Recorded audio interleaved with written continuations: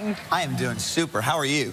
We're excited that you're here because Mark also fancies himself a professional race car. I heard. Yes. I heard. I'm a little worried because he's got a size 11 foot. You know, they say big right foots. They go fast, right? That's right. That's right. Did you grow up racing in your family? I did. Yes. Family of racers, right? Yeah. So family racers. My grandfather actually started racing, and when NASCAR was first started, which was in the early 50s, late 40s, and kind of passed it down to my dad. And I grew up in the entire family, and you know, I think every little boy somewhat idolizes their dad. Yeah. And so my dad was a race car driver, and I watched him and said, "Gosh, if I could do that, it would be great." That's incredible. Yeah, that's me and my dad.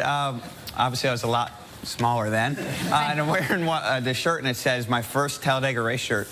And Talladega is a track that I didn't know then, obviously, but I've won there 4 times. It's been great to me. Unbelievable. So. Do you watch Talladega Nights before you race that race? Shake and bake. Shake and bake. Shake and bake. Shake and bake. Did you grow up, did you do go-karts? Did you kart race? I did. I ran a little bit of go-karts, a little bit of quarter midgets, which are kind of like T-ball for racing. That's how you kind of get started. And it was, you know, one of the most fun times of my life, was being a kid and just getting that thrill of going fast. It's just amazing. What's the best piece of advice your dad gave you, racing advice? Simple. So I'm 6 foot tall now, about 165 pounds, 170 pounds.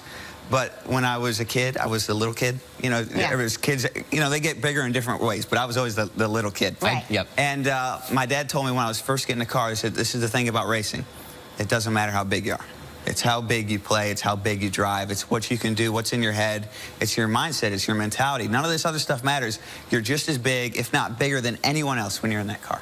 I have goosebumps. So can you come over every morning and say that to me while I'm shaving? It is. It's so he said it to me. My dad's not really a motivational speaker, but no, I keep that with me to this day. When you're in the race car, it doesn't matter how big you are. Yeah. That's awesome. There's somebody else in your family that's getting into racing. Is that right? She fancies herself as being one, but she's working her way up to it. It's my little daughter. Oh my gosh. Yeah, so she might have seen Dad do a couple victory celebrations, and so yeah, she's ready to get behind the wheel at 16 months. Okay. So it's so funny because we have a 19-year-old who refuses to drive. Okay, and I think it's maybe that he's grown up in New York City, that he's like, I don't need to drive. I have a Metro card.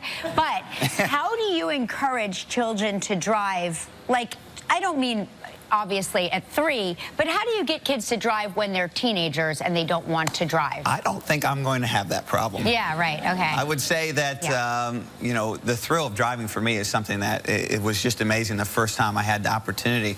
And I think getting on an open road where you don't have anything to worry about is probably the best place to get started. Yeah. And I'll never forget, you know, riding on the lap of my dad the first time we drove his Ford pickup truck and getting to drive it, and it was like the best day of my life. Yeah, that's cool. Well, all right. So I would say, Dad. This is going to be the second best day of your life. Yeah. Oh, because we're going to race each other. We're going to race you. Whoa.